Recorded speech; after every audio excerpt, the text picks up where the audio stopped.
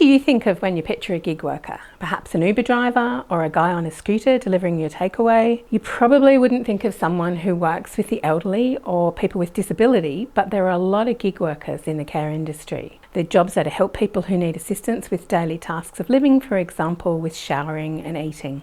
The apps are a little like dating apps. Someone wanting work as a disability support or home care worker uploads their profile on the app, including detail of their experience, any qualifications, the kind of work they're looking for, and the hourly rate they expect to be paid. A person requiring care or support can browse workers' profiles and get in touch with people who they think might be suitable workers. They negotiate the details of the job, including the pay, and both parties pay a fee to the platform.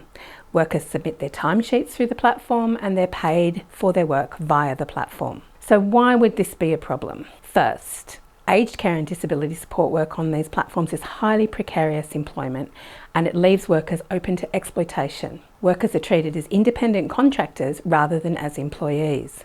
They have no paid leave, no superannuation, no minimum wage standard, no right to penalty rates or extra payments for shifts, and they're not covered by workers' compensation if they get injured or ill in the course of their work. In essence, a lot of the risks and costs of employment that would usually be borne by an employer are borne by the workers. Platforms suggest that care and support workers can earn a lot more working through their platforms than they could as employees. But the evidence shows this is just not the case for many workers on platforms who actually earn less than the award wage, especially when a provision for superannuation is made.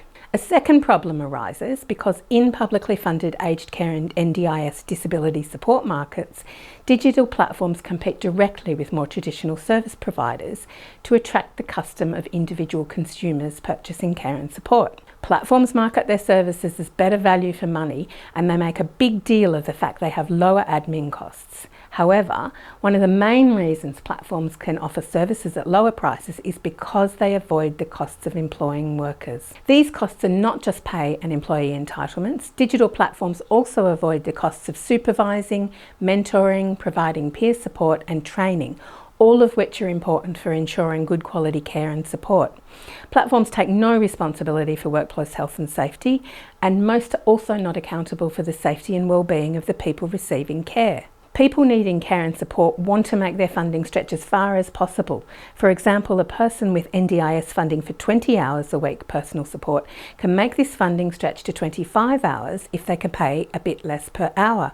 It can be extremely difficult for non-platform businesses to compete with platforms as they can't offer services at the same low prices. The government has committed to introducing industrial relations reforms to address gig work. These reforms must be applied to gig work in the care industry. Reforms to the regulation of aged care and the NDIS to prevent unfair competition by platforms are equally as important for the sustainability of systems that can provide good quality care and support to people and provide decent jobs for workers.